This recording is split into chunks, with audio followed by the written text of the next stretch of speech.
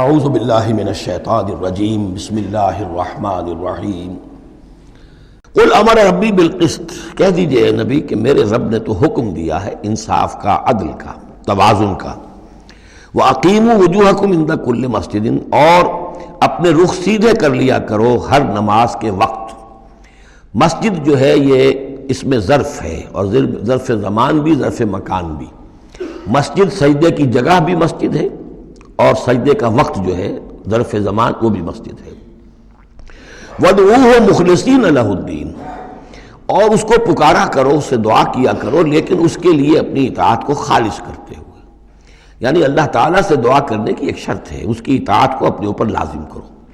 جیسے کہ سورہ بقرہ میں ہم جہاں روزے اور رمضان کے احکام اور حکمتوں کا بیان ہوا ہے، اس میں فرمایا گیا وَإِذَا سَأَلَكَ عِبَادِي عَنِّي فَإِنِّي قَرِيبٌ أُجِيبُ دَعْوَةَ الدَّاعِ إِذَا دَعَانِ فَلْيَسْتَجِيبُوا لِي، میں تو ہر ایک پکارنے والے کی پکار سنتا ہوں، اس کی دعا کو قبول کرتا ہوں، لیکن اسے بھی چاہیے کہ میرا کہنا مانے، اور یہ کہنا ماننا جو جزوی نہیں ہوگا۔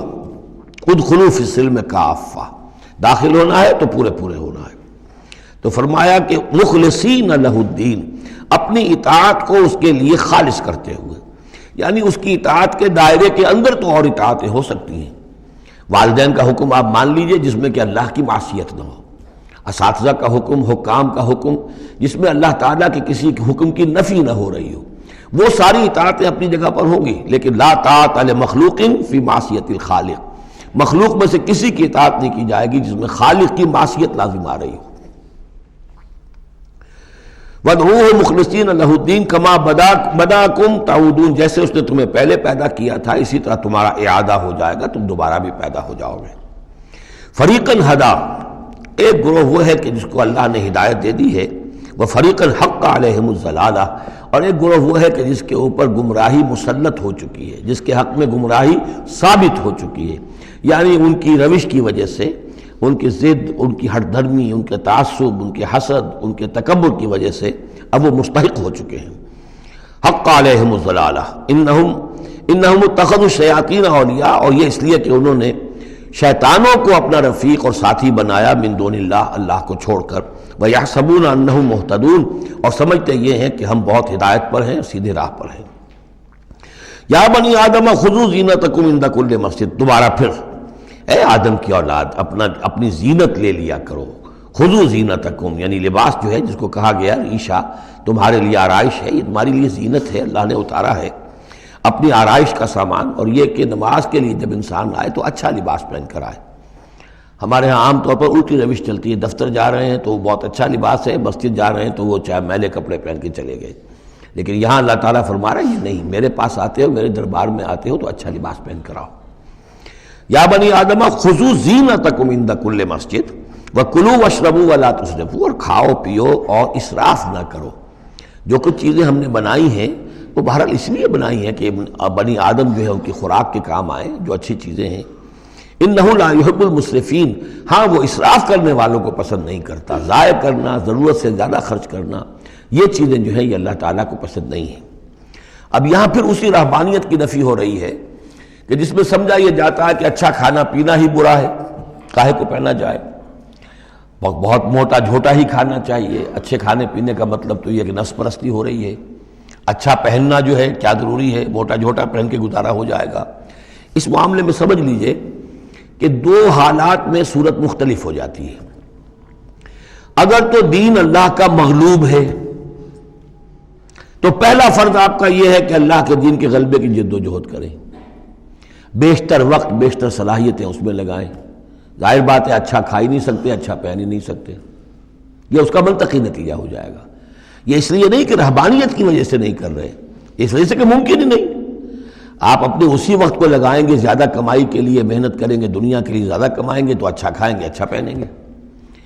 آپ نے تو اپنا وقت جو ہے وہ لگا دیا ہے اللہ کے دین کے لیے، اگر لگائیں گے نہیں تو دین غالب کیسے ہو جائے گا؟ خود بخود تو نہیں ہوگا، آسمان سے تو نہیں ٹپک پڑے گا دین، اللہ فرشتے تو نہیں بھیجے گا دین غالب کرنے کے لیے، غالب تو آپ کو کرنا ہے۔ لہذا اس صورت میں تو نیچرل یہ ہو جاتا ہے کہ پھر کم سے کم کرو، کم سے کم کرو، کم سے کم کرو، اپنے معیار زندگی کو اور نیچے لاؤ اور نیچے لاؤ اور نیچے لاؤ، تاکہ زیادہ سے زیادہ وقت، زیادہ سے زیادہ اپنی صلاحیتیں، زیادہ سے زیادہ اوقات، زیادہ سے زیادہ اپنے وسائل کو آپ فارغ کر سکیں اللہ کے دین کے لیے۔ لیکن اس حالت میں یہ جو ہوتا ہے یہ کسی رہبانیت کی وجہ سے نہیں ہے، جیسے کہ صحابہ کرام نے سختیاں جھیلی، بھوک برداشت کی، گھر بار چھوڑے، لیکن وہ کسی رہبانیت کے نظریے کے تحت نہیں تھے۔ وہ ایک مثبت جہادی نظریہ ہے، جد و جہد، انقلابی جد و جہد۔ اور اس انقلابی جد و جہد میں تو دنیا میں جو بھی کوئی آئی ہے پارٹی، ریولوشنری پارٹی، اسے یہ سختیاں جھیلنی پڑی ہیں، چاہے وہ کمیونسٹ ہو یا کوئی اور ہو۔ انقلاب تو اس کے بغیر آتا ہی نہیں ہے۔ البتہ اگر دین غالب ہو گیا، قائم ہے، اب گویا کہ جو ریاست ہے، اسلامی ریاست ہے، نظام خلافت ہے، اب آگے دین کو پھیلانا اور عام کرنا اور مزید اس کے غلبے کی جد و جہد کی توسیع جو ہے یہ ریاست کے ذمہ آ گئی۔ ریاست جو بھی اپنے شہریوں کے اوپر اس کے لیے بوجھ ڈالتی ہے، جو ٹیکس ڈالتی ہے، یا جو بھی والنٹیئرز مانگتی ہے، یہ لڑائی جو ہے ڈرافٹنگ کرتی ہے، وہ ٹھیک ہے، اس کے مطابق اگر اسے چاہیے 10,000 آدمی نکل آئے، باقی کی طرف سے یہ فرض کفایہ ادا ہو گیا۔ ریاست کے قائم ہونے کی شکل میں صورتحال بدل جاتی ہے۔ اب آپ اپنے گھر میں رہے، جو وقت آپ کے پاس ہے آپ اچھا کمائیں، اچھا کھائیں، اچھا پہنیں، کوئی حرج نہیں۔ آپ اپنے بچوں کو بھی اچھا کھلائیں، حلال سے کمائیں، اچھا کھلائیں۔ کوئی اسی طریقے سے کوئی آپ کو علمی کوئی آپ کا پرسوٹس ہیں، ایکیڈیمک پرسوٹس ہیں، ان میں لگے، یا یہ کہ اگر آپ نوافل میں لگنا چاہتے ہیں نفل پڑھیں اور اس کے ترقی جو ہے، اپنی روحانی ترقی جو ہے وہ تقرب بالنوافل کے ذریعے سے کرتے چلے جائیں۔ تو یہ تینوں راستے جو ہیں انسان کے لیے کھلے ہوں گے۔ کب؟ جبکہ دین غالب ہو۔ اس بنیادی بات کو بھی لوگوں نے سمجھا ہے، اس لیے وہ رہتے ہیں کنفیوژن میں۔ صاحب اولاد کا بھی حق ہے، صاحب بیویوں کا بھی حق ہے، اس کا بھی حق تو سب کا ہے، لیکن یہ کہ وہ جو صحابہ کرام کو یاد نہیں تھا کہ ان کے بھی حقوق ہیں، یا ان کا دین اور تھا، ہمارا دین اور ہے؟ کیا حضور کو پتہ نہیں تھا کہ میری ازواج مطہرات کے بھی دین ہے، ان کا بھی کیا بھی حق ہے؟ انہوں نے ذرا اپنے نفقے کے اندر اضافے کا مطالبہ کیا تو گویا کہ ایلا کا معاملہ کر لیا، گویا کہ طلاق کی دھمکی دے دی۔ یہ کیوں ہوا؟ کیا ان کے جو خاندان والے تھے ان کا حق نہیں تھا؟ ان کو وہ چھوڑ کر آ گئے مکے میں اور بھیڑیوں کے حوالے کر کے آ گئے، گویا کہ قریش کے سرداروں کے حوالے ان کے رحم و کرم پر چھوڑ کر آ گئے نا مدینے، جن کو ہجرت کا حکم ملا ہے۔ یہ ساری چیز دین میں یہ ہے، دو شکلیں مختلف۔ ایک ہے دین مغلوب ہے تو پہلا فرض ہے یہ کہ دین کو غالب کرنے کی جد و جہد کرو، ایک جماعتی زندگی کے اندر منسلک ہو کر تن من دھن، ان صلاتی و نسکی و مایایا و مماتی للہ رب العالمین، کم سے کم نکالو اپنے لیے، کم سے کم۔